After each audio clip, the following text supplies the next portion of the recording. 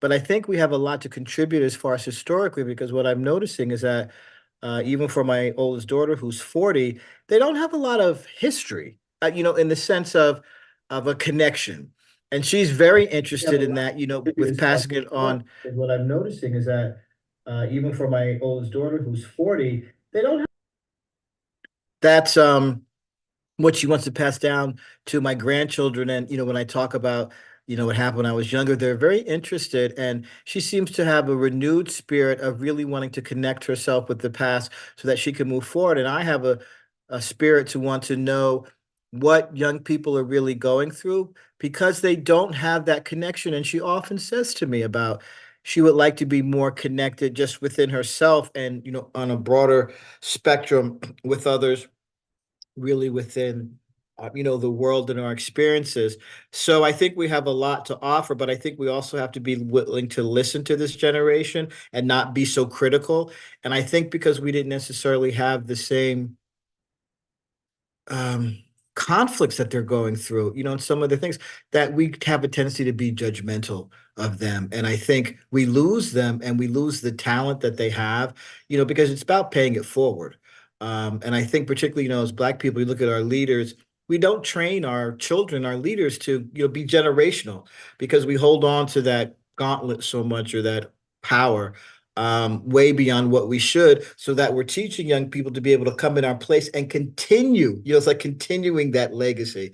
So that's what I think about it. I'm glad to be on the call. I'm certainly glad to be a baby boomer, to have lived to be 63, and relatively healthy, getting healthier. And certainly my wife is a part of that. But I think we do though have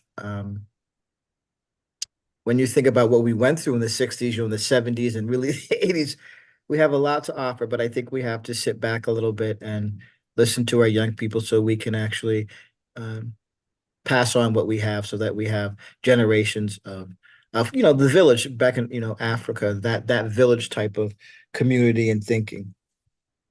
I totally agree. And that's gonna be a great segue into what we'll talk about shortly. Desiree, thank you. Welcome to the conversation.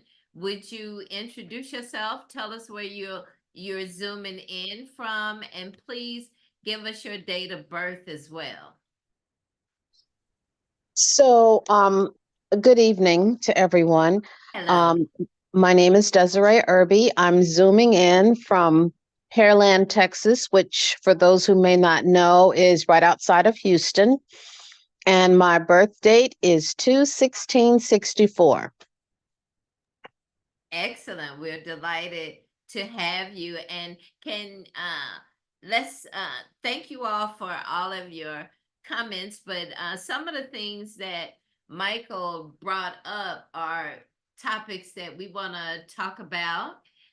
One of the things I want to introduce you to, I am a baby boomer.com. This is a website that I have started in order to hold a conversation that brings the perspective of baby boomers to the masses and get engagement, have many of you all on for discussions that we'll be having with various generations. But the purpose is for us to connect with all generations, but also bring our perspective to and commentary to all things that are happening, not just in the United States, but globally around the world. And again, we are baby boomers, but we are vibrant folks. I thank the Most High for at least 30 more summers here on Earth School. And so, with that being said, we are not traditional what a person would think of as being seniors. I always have folks laughing. I'm 65. I'll be 66 in December. But last year, fourth quarter, I got mail from Medicare saying, "Welcome to Medicare. Here's your information," and all this these guides, and I'm saying to my mama, hold on, what is this smell? I'm not old, why are they sending this to me? But it brought reality in, as far as that I am a senior for sure. I mean, I've been using senior citizen discounts since I was 50. But when it comes to now that I'm legitimately in that category, of being qualified for Medicare. At first, I was feeling a bit depressed when I was retired from corporate America, but I've used that same energy to bless folks as with the skills that I made corporate America millions, billions of dollars on. So I know that all of us have so much to offer, regardless. Just from our experiences, we have different perspectives across all generations, just not baby boomers, but my thing is put some respect on my name as a baby boomer. And I'm looking for us to bring that conversation so that we can bridge generational gaps and have fun with each other and connect as we move throughout this journey of life that we are experiencing. So let's talk about how we can connect with the generations. My lead in is going to be that right now. Let me play our video, the promo I put together for tonight, and then we'll come back and talk. Let me share my screen and see if we can't make that happen.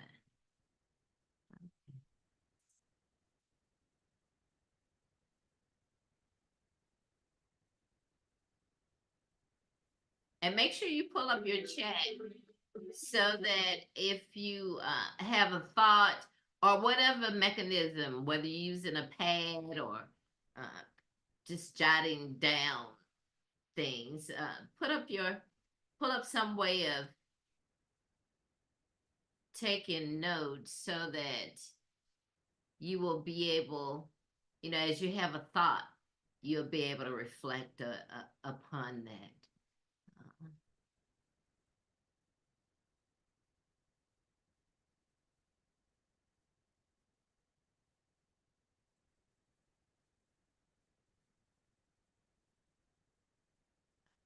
Let me stop sharing and try this again. Oh, I haven't shared it. Okay, here we go. There we go.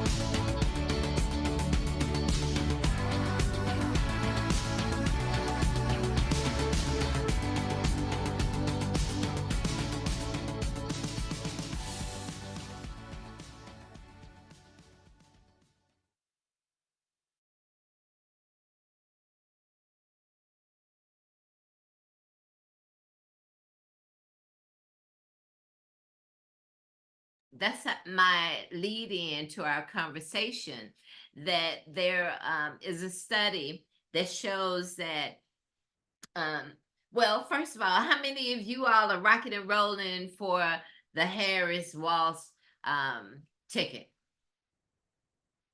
You can put it in chat. Yes. I'll just let you know, I am definitely. Yes, and be vocal. It's just a few of us, so we can be vocal. Want to make sure we're having a good conversation.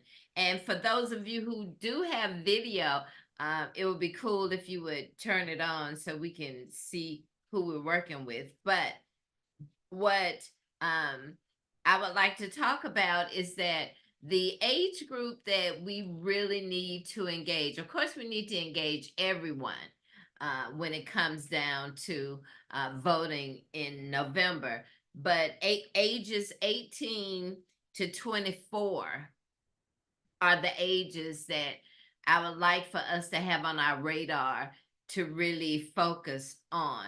And the reason for that need is because those are people who we run into, maybe part of our family, our grandchildren, our nieces, nephews, that we will be able to drop nuggets on to urge. And so that want to just talk about that briefly of how we can have those conversations to bridge the gap. Michael was talking about how we think differently as far as generations, but we also have to think about how we were thinking when we were in our teens, in our 20s, in our 30s. We have our perspectives now based on life experiences, and it's wonderful when we can share those experiences, those nuggets of wisdom with all generations and members of our own generations, because we can learn from everybody. It doesn't matter the age. I work with a lot of youth, and trust, I definitely learn from them on a daily basis. So I'm impressed by the new ticket. Wanted to talk briefly. What are your thoughts about where we are, the DNC conference? Does anybody have any comments on President Kamala, or any comment around what we watched during the convention? Anyone? Michael, Lisa? Oh, hey, Stephen. How are you? Before you all answer that, Stephen, would you unmute yourself and introduce yourself? Tell us where you are zooming in from and give us your birth year, please. Sure. My name is Steve Root, and I'm in Greenville, South Carolina. Excellent. What's your birth year? Are you a baby boomer? 1951. Okay, look at you. We're glad to have you. Okay, so does anyone have a comment or commentary or anything you want to say about watching the convention, or about our ticket, our Democratic presidential ticket? Any comment? If I may, thank you, honey. Yeah. I saw all of the convention. I actually watched the Republican convention also, just because politics happens to be a big interest of mine. But I try not to involve myself too much with it, because sometimes it can be negative. It's been negative for a while. But it's really what I'm finding, particularly since you have more blacks for Trump, and it seems to be not just setting one age group, and more black males for Trump, which I found very interesting, and actually have listened to different podcasts and the individuals, why they support him. And I think it's important for us in our age group to not be critical, but give the facts, because what I found is that many of the Trump supporters, young, older, black, they just don't have the facts, and they actually don't know how their government works. And this is a critical election. I mean, we're not just looking at Democratic, Republican, because I vote my values. So I consider myself, to be honest with you, like a more medium Jack Kemp Republican, someone who reached out to try to make the party more diverse. And if we go back to history, we were the first Republicans, so this idea of us being Democrats didn't happen until after FDR. So historically, some of us don't know that history of being Democrats, Republicans, and if you hear back Republican, where we think, oh, and conservative. As a people, we've been conservative, and we're probably fiscally liberal. And I don't like these labels, really, to be honest with you, because it puts too much in a pigeonhole and it narrows it too much. But in the sense of the misinformation and the disinformation that has swayed some of our Black brothers and sisters to support Trump, I think is very important, because we need every vote in this election. And he's already set the ground to dispute it. And I think personally, excuse me, we're headed for a civil war of some type, because we are so divisive, the country, and there doesn't seem to be a middle ground anymore. But as I said, with the importance of, not just saving democracy, and, we have a carpetbagger, and someone who doesn't have character, which for me is important. That's why I'm very surprised with some of the Black men who are supporting, because traditionally we look for character. I can't speak for every Black male, speaking for myself, but I know that has been something that is important to us as men, someone who has, integrity or principles, even if we don't agree with them. And to be honest with you, as a reporter, I've actually worked on cases with Trump, so I know he has, personally, not having paid small vendors, all the failing businesses that he's had, all the money that he has owed, and written off. It's like Michelle Obama said, we would never get the luxury of writing off $900 million of losses and in that way, be investigated, or, to be honest with you, just in jail. And so not just that he has no character and no morality and no principles, but the fact that we have even the amount of Black people who would be thinking about voting for him and thinking that he in any way would have our interests is something I think that we have to, in our barbershops. Excuse me, Cheryl. When I go out, with the young men, I talk to them, like I said, not to beat them over the head, but to let them know, well, first, why are you supporting Trump? And then to have a real conversation, somewhat like, a father to a son, or a brother to a brother, and give them the facts, so then they can go and think, and for themselves, because a lot of them, as I said, don't even have the real facts, and some of this hyper masculinity. I'm not going to, go too long with that, because there is a crisis going on just with men in society, looking for what that means to be male. And for some of the Black men, his so-called strength, he's actually a very weak man, though, because a weak man, And there are so many issues that we can deal with, but go ahead and as you close. Yeah, as in the sense of, not showing him, a strong man shows emotion and compassion, and has strength. And so, like I said, he really is quite an insecure and weak man, but in the sense of, men on a whole looking for that identity. Because let me tell you, I don't think, as a Democratic Party, you can't put Chuck Schumer up either. That mammy-pammy type of male doesn't appeal to me either, but as I said, I think it's a good pick. I have respect for, Tim Walz. I actually have respect for Kamala. And I think it is critical that we get as many people out to vote and explain to them why this is important. Because for our children, another Trump term, our country won't even look the same anymore. We won't even recognize it. And I think we have to take this very seriously. Yes, for sure. We definitely have to take this serious. Thank you for that commentary, Michael. Anyone else with a comment? Stephen, Lisa? One thing that I find in dealing with youth as I'm in these streets for Get Out the Vote is making politics relatable for them. The 18 to 24, when I talk to them about voting outside of the president, and that politics is local. And yes, we definitely have to pay attention to the presidential election and be involved with it. and making sure our vote represents our voice, but that politics is local and affects them when they say, "Oh, I don't have anything to do with politics." Yeah, it does. If you have a vehicle, your insurance commissioner, that's a person that helps regulate how much you're gonna pay for that. Your rent. There are many things that are political, and when our young folks say, I'm not into politics, well, politics definitely is into you.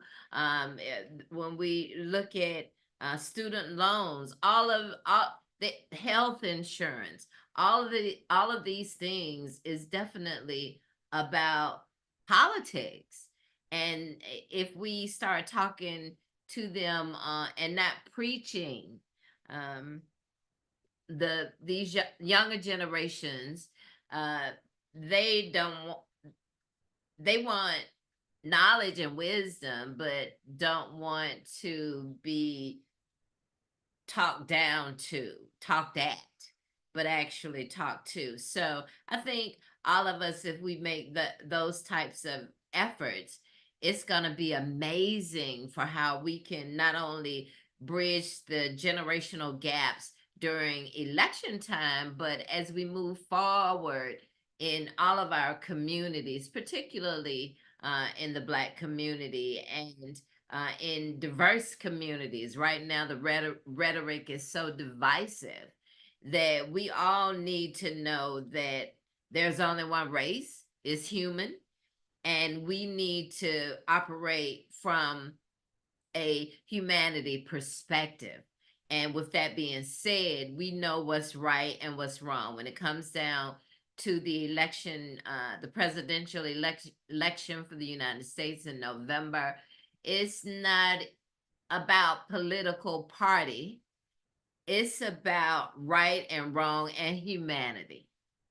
And I think that in itself will make everyone vote properly. And I don't agree with everything from Kamala or any party. I'm an individual, I'm unique, I have my own likes, desires, and perspective, and all of us are unique in that way. We're not going to find a perfect person, but with the options that we have available for November 5th, that's an easy one to distinguish. And, as voters and responsible citizens, we can talk to our youth and our peers about being engaged and not disengaging, because I think Kamala running for president has energized and brought in a hope, because there really was a veil of despair that I felt. I don't know about any of you all, but I've been feeling it for a while now, ever since anyway, I don't want to go into that, but I do feel better. I feel much better with Kamala and Walz running. All right. Anyone else with a comment before I play? Yeah, just real quick. From what you were saying, I think there's not every individual is going to have their positive points and their negative, but Trump definitely takes the cake. He's just been it's just been a disappointment. It was so good to see the enthusiasm and joy at the DNC. It was a relief that actually, and I'm a Biden supporter. I mean, I wanted him back when he didn't run because he had lost his son. That's, I've just, I haven't agreed with everything, but I always thought he would be a good president. And I think he has been overall, especially for, I've been from his presidency. I think Kamala, she is smart. She's not like the lesser of two evils. There's so much that she's going to be able to do for our country. And as far as uniting us, and she's trying to bring everyone on board who wants to be on board, which is really positive. So it was kind of a relief that Joe Biden turned the reins over to her. I didn't, I wasn't for that. I knew he'd be fine. And working with people with communication disorders, I knew that some of that was coming into play, and people are just misunderstanding it as him being senile or getting dementia. So in a way, it was a relief that he didn't have to go through this anymore, and we don't have to, and he can, rest assured he's had an impact, and go relax a little bit, enjoy retirement. But yeah, so I've been over the years, knowing I was a baby boomer and being, the city I grew up in was very into civil rights. So it was kind of took me by surprise when Trump got elected, and to see all this negativity and hatefulness all around me, just start to crawl out of the woodwork and have permission to do so. So that was really disturbing to me, and enlightening as well. So yeah, Well, we now have hope, and it's a change. At least I totally understand what you is saying and what you were feeling. And thank you for that. Sure. Thank you. Stephen, did you want to say anything before we go to a video that I want us to watch, and then we'll have a brief discussion? Okay, can you hear me? Yes. Okay. I can't figure out how to turn the video on. Otherwise I would. Anyway, I'm a white male, and one of the things I like is that we're our family is, we go to church religiously every Sunday and all that. And what I'm absolutely baffled about is, my church, which is Southern Baptist and all that, they all have a very negative view of the Democrats in general. I mean, it's strictly Republican. I was at an event here recently, and the guy said, "I don't want to get political," and then he got very political, and he says they're lying to you and this, that, and the other. And obviously, he was talking about the Democrats, and I was absolutely flustered. I did a little bit of research, and I found out that the number of lies that Trump was caught in his previous administration was over 10,300, and those are the ones they could count, and it just went from there. So talk about liars. And the other thing is, you look at people from his prior administration, it seems like all of them said, "Hey, this guy, is not the person you want to lead.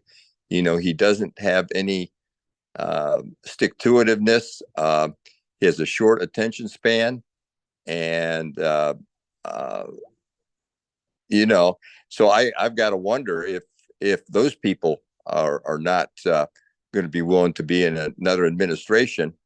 What kind of characters is he going to be able to attract to fill those critical roles in the and all the various appointees? He's going to have a bunch of yes men, and which I think is going to be what we want.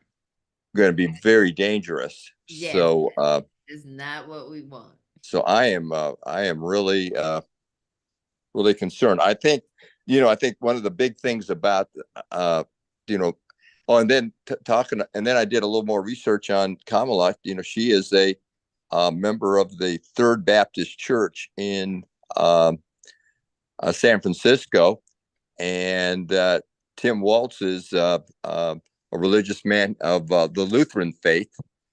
And then you look at where Trump stands and where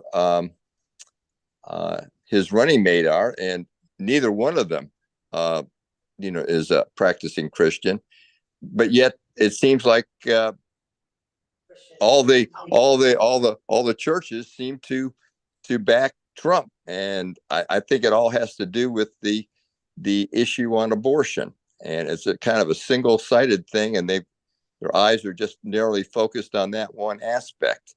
But it's not all churches.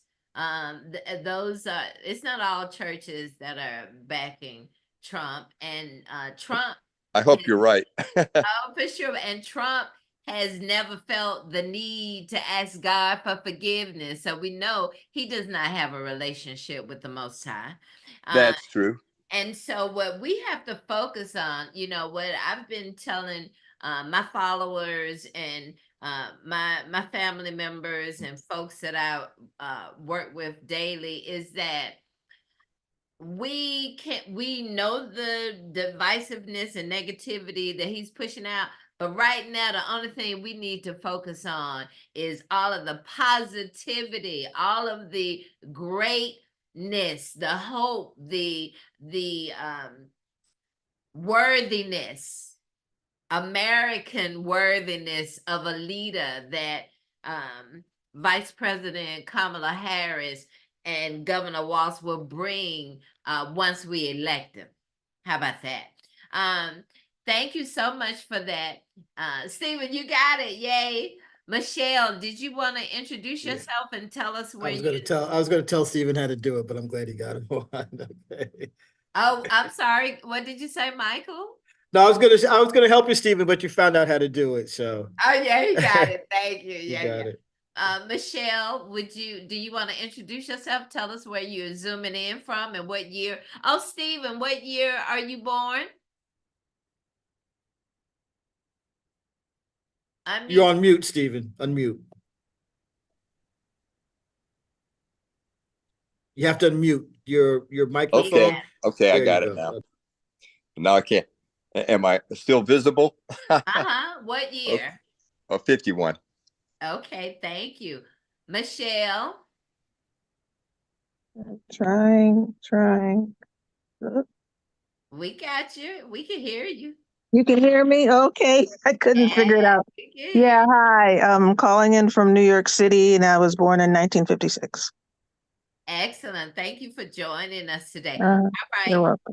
I'm gonna show a music video and then a bit from VP Harris's campaign here in Georgia a few hours ago, just a little bit of that.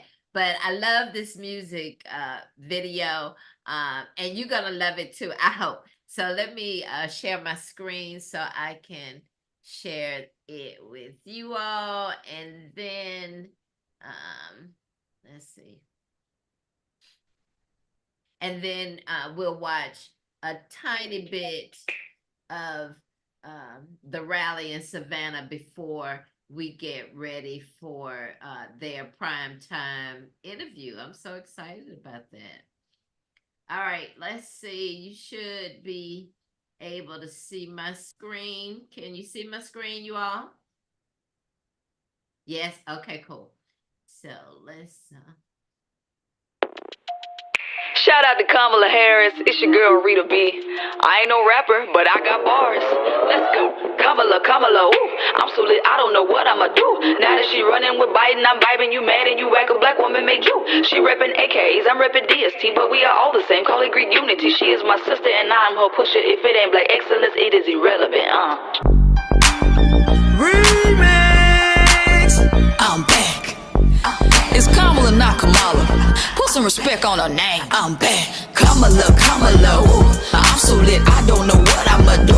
And now that she running for president, we ready like Freddie. Joe chose us, so we coming through. She reppin' AKA, I'm reppin' DST, but we are all the same. Call it Greek unity. She is my sister, I am her pusher. First lady, president, she is the president. Say it with me now. Yes, we can. Yes, we can. Yes, we can. And we will. Get on your left, right, making strides to revitalize. So get in line, Now I don't swing that way, but we gon' get some straight. If you strictly misogyny, you gon' learn today. Just cause you say she ain't black, that don't mean she ain't. Just cause you think she can't lead, that don't mean she can't. Oh, she ain't this, she ain't that. Well, let's talk about what she is. Prosecutor, straight shooter. You a talker, she a doer. Know you're doing something right when they mad on the right. Take a seat, Harris haters, I'ma be here all night. Yeah, I'm a jokester, but I'm standing for my rights like I'm supposed to. Can't sit by me if you a racist, you ain't Rosa. Pontificating, commentating while she elevating. I know you don't, but act like you got some home training. Kamala, Kamala, ooh, I'm so lit, I don't know what I'ma do.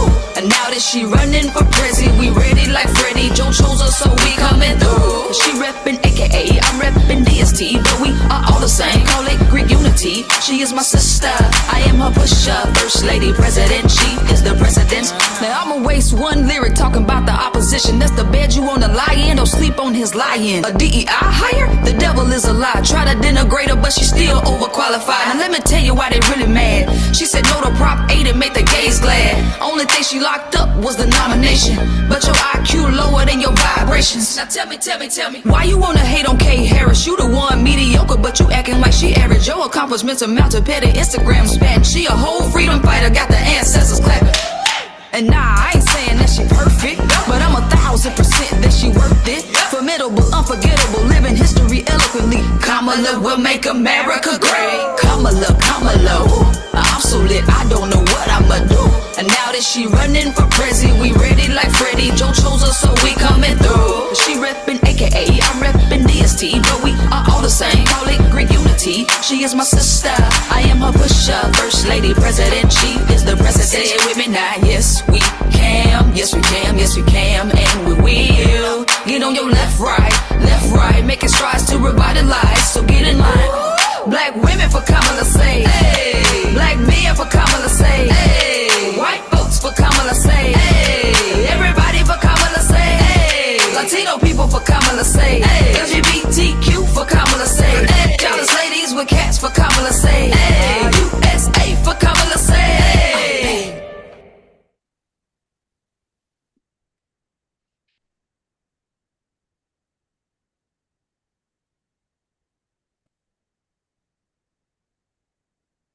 I love that video, y'all. I'm sorry. Love that video. And I'll send you all the link. That's a comedian and music artist, and love that video. So thank you all. I think we had someone. Oh, Michelle came in. Oh, we must have bounced out. All right, you all. So you may know that VP Harris and Waltz are in Georgia with their tour. They're currently in Savannah. Her interview will happen at 9 o'clock, so we have a few minutes. I wanted to share a bit of that rally with you. Oh yes, I will put that. I'll put this link in for the video. Love the video. And all right, so I want to go ahead and play it, and then we'll watch the interview together. Okay, anyone have a comment before I go to the next video? Stephen, are you all right? You know what? I wanted to share something, Stephen. Can you hear me? This is not. Yes, I can. Yes. Okay, thank you. You said something that's very interesting about your church family, and I think that's and I'm not going to be verbose about it, but I think it's important what you said. I'm in an interfaith relationship. I'm Muslim. My wife is Christian. And it's interesting because I'm not a scholar on the Bible, or we read it certainly as Muslims and we respect it, but I'm not a scholar in it. And my wife, though, probably knows the Bible from front to cover because she had to read it from a child. So she just quotes passages all the time. Similar to we have our passages in the Quran. But it's interesting, what I find interesting, you're saying about the amount of people, Christians, who are supporting him for Arabic is who you call Jesus. His name is Isa alayhi salam in Arabic. That his characteristics, as a prophet, that we believe in him, kindness, strength. And so I'm just very curious as to, do you have conversations? Because I know I do, actually. Well, let me interrupt you, Michael. Can you have that conversation with Stephen in chat so we can go ahead and move to our video? And you all, please open up your chat put your name, any contact information you would like to share, because as baby boomers, we are all about connecting and building this to be more than just an encounter today. And Stephen, and in fact, I think this would be a great topic for us to possibly have for our meeting on next Thursday. So Michael, Stephen, perhaps you all we'll talk about it and the subject matter, but let's do that. I think that would be a great conversation. Okay? Okay. Thank you. All right, let's go ahead. I want to show a bit of this, and then we'll be able to tune in to her live, her and Walt's live. All right, let me share.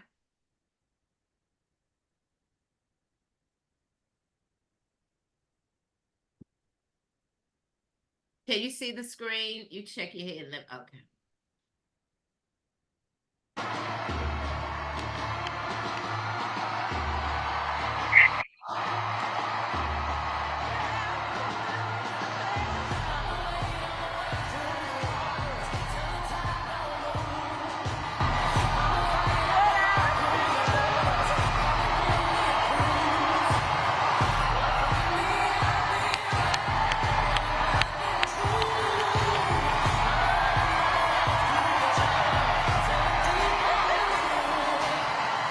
Good afternoon, Savannah. Good afternoon. Oh, good afternoon. Oh, it's good to be back in Savannah. Good afternoon. Can we please hear for Caitlin and her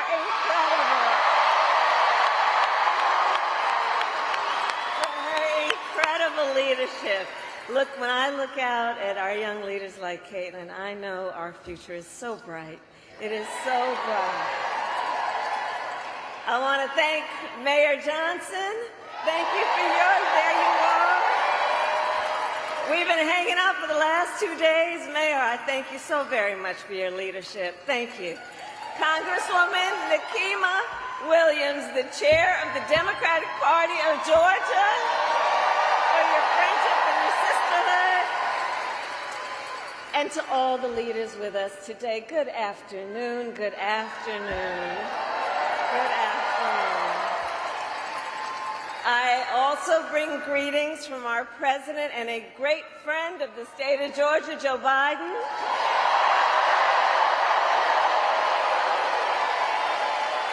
And let us also send our love to the great Representative from the state of Georgia, Jimmy Carter.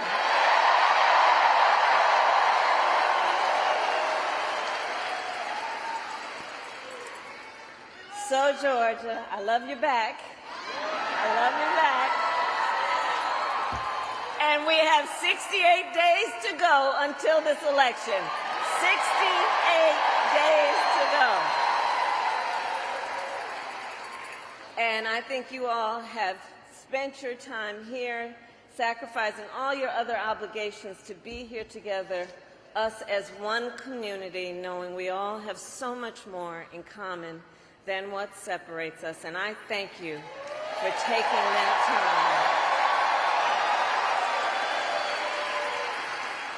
time. And listen, so we're here to speak truth. And one of the things that we know, this is going to be a tight race until the very end.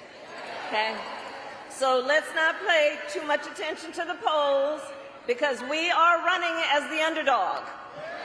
Okay? And we have some hard work ahead of us, but we like hard work. Hard work is good work. Hard work is good work. And with your help, we are going to win this November. We are going to win this November. Yes, we will. So look, Georgia, let me say, I'm no stranger to tough fights. Before I was elected vice president, before I was elected a United States What you're seeing senator, is an incredibly... I was an elected attorney general, and before that, an elected district attorney. And before that, I was a courtroom prosecutor. So every day in the courtroom, I stood proudly before a judge and I spoke 5 words: Kamala Harris for the people.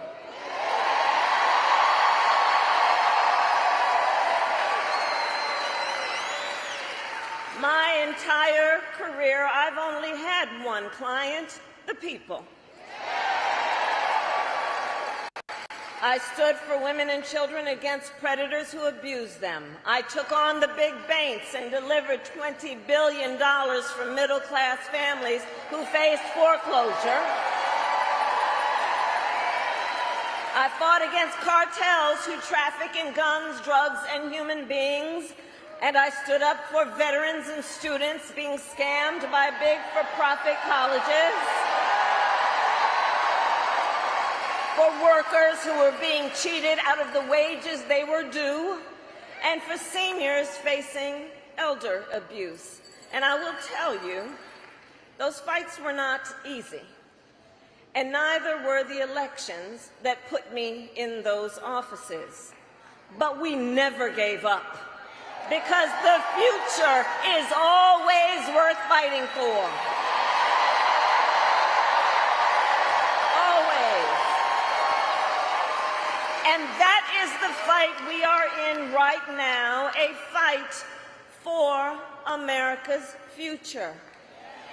We fight for a future with affordable child care, paid leave, and affordable health care.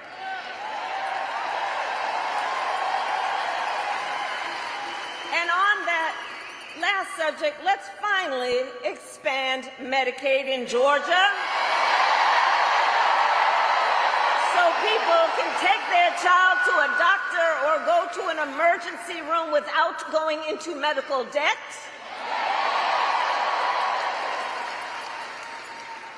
We fight for a future where we build what I call Representative an opportunity economy, so that every American has the opportunity to own a home, to start a business, and to build wealth and intergenerational wealth.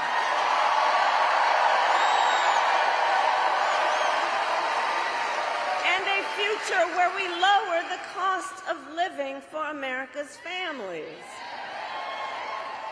So when I was Attorney General, I went after price-fixing schemes. And love you back. And I will tell you, when we get this done together, my friend, and when I am president, I will take on the bad actors who exploit a crisis to rip off consumers on everyday items. Who rip off consumers on everyday items like groceries. I will take on Big Pharma and cap the cost of prescription drugs and insulin for all Americans. I will take on the high cost of housing and work with developers to cut the red tape and build millions of new homes. And I will give 100 million Americans a tax cut, including $6,000 to families during the first year of their child's life. Understanding folks just need a little help from time to time, and it's not about just getting by, it's about getting ahead. $6,000 in the first year of a child's life to help pay for that car seat or the crib or the baby clothes.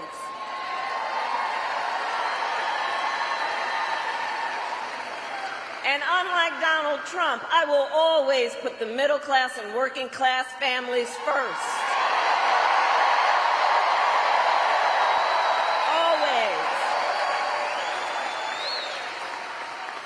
I come from the middle class. I know what I'm talking about.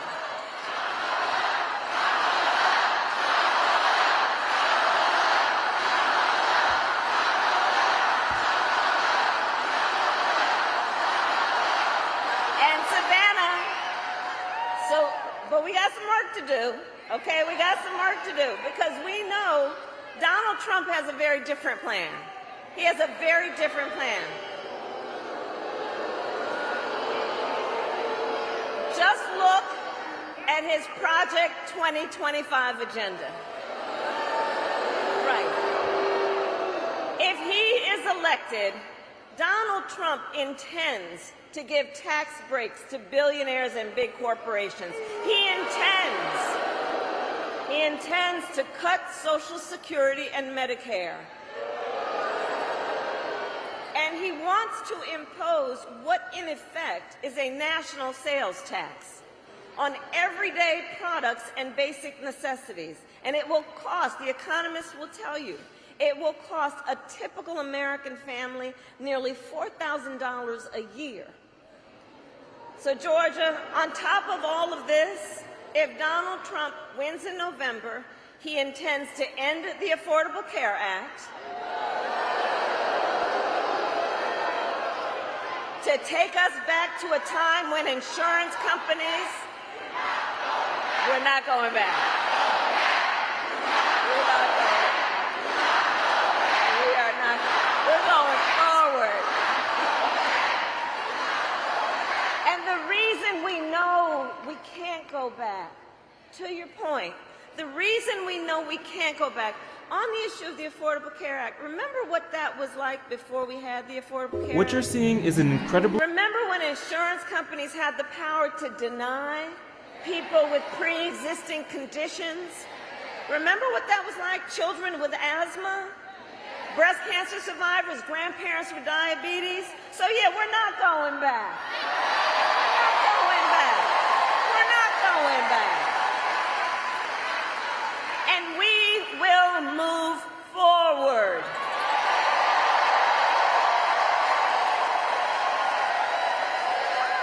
Ours is a fight for the future. And it is a fight for freedom. Like the freedom of a woman to make decisions about her own body and not have her government tell her what to do.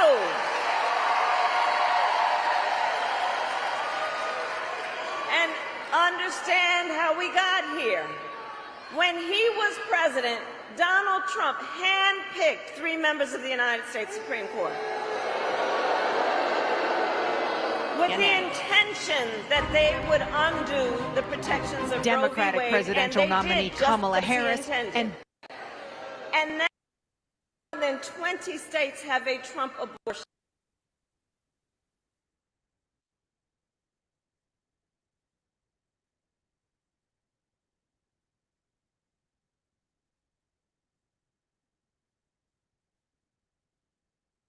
White House. The tough questions on their records. The steps that you're talking about now, why haven't you done them already? What do you say to voters who aren't sure whether they can take you at your word? Taking on Donald Trump, people might be surprised to hear that you have never interacted with him, met him face to face. That fateful phone call from Joe Biden. I'll give you a little too much information. And their take on those viral convention images. It's very humbling. Very humbling in many ways. I don't know as a father, I could have ever imagined that. With just days until early voting begins, a defining moment in the race for the White House. CNN's exclusive interview of the Democratic nominees starts now.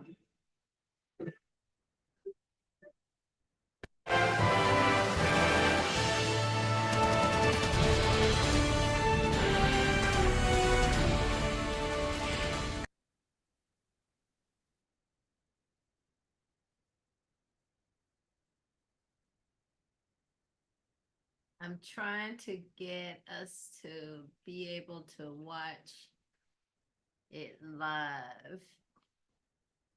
And something just happened.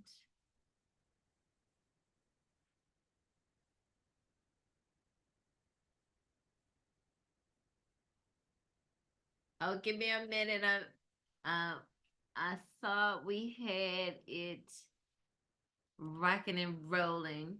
But her campaign, her rally here in Atlanta, well, Georgia, was amazing. Let's see. See if we can get it. I thought we watched the interview. They may block us, but I was trying to get it. Thank you all for being patient.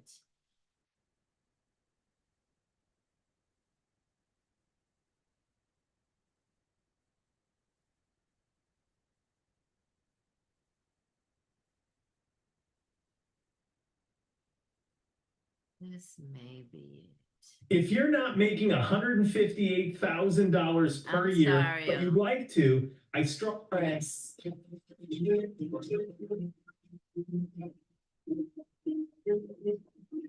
see if I can.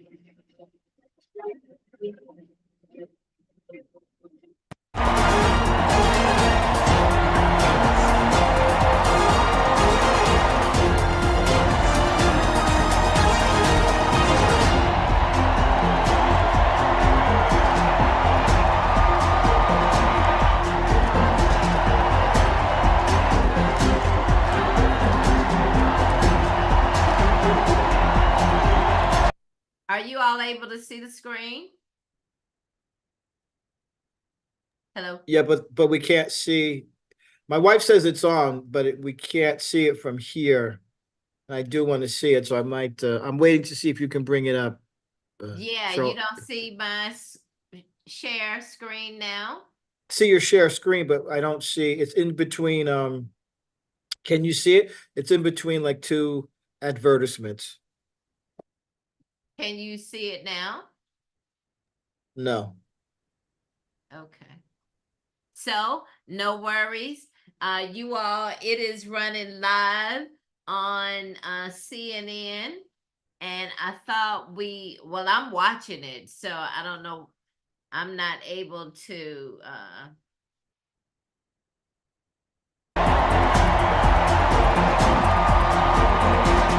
Yeah, we can hear it, but we can't see it, Cheryl.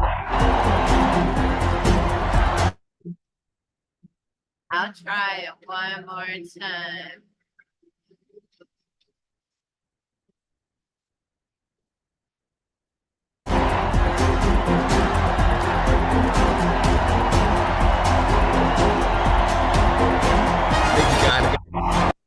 Can you see it now?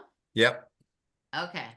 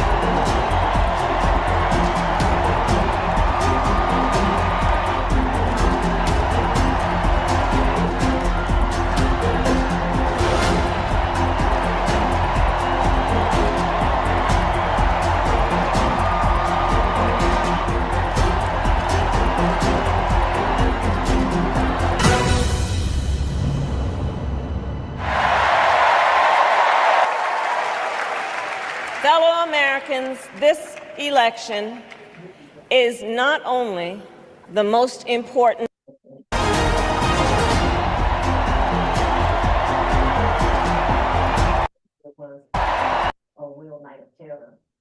Hi, Mark Barden at Sandy Hook Promise here. When the gunman shot his way Okay, into Sandy Hook Elementary so- School on December 14th, 2012, he loaded. I can't get it to come in live. So you all, I'm gonna stop so we all can, watch it on our own channels. And then we will come back together, on next Thursday for, Boomer Chronicles and talk more. And Stephen, I'll be, and Michael, I'll be connecting with you all because I can't get it up. And it was rocking and rolling earlier, so. I No guess- problem. I'm gonna go watch it now. So thanks, and I'll look for everything. Thanks, everybody. Thank you all.